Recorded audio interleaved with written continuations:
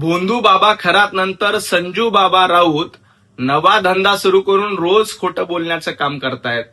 संजय राऊतांना इतकंच सांगायचंय की अंजली दमानियांना कुठून माहिती मिळते याची चौकशी सुरू आहे आणि कुणाला फोन कॉल केला म्हणून तो लगेच दोषी होतो असं नाही.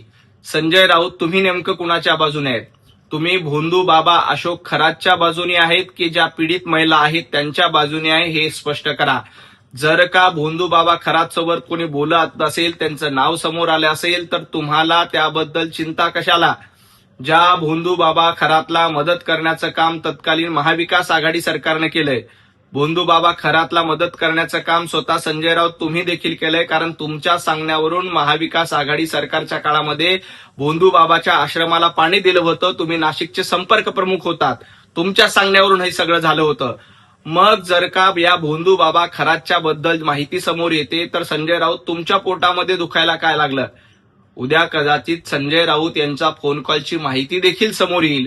त्यामुळे संजय राऊत आजपासून एक वातावरण निर्मिती तयार करण्याचा प्रयत्न करतायत. संजय राऊत, तुम्ही आधी स्पष्ट करा, तुम्ही भोंदू बाबा खरातच्या बाजूने आहात का पीडित महिलांच्या बाजूने आहे? याचं आधी उत्तर दिलं पाहिजे.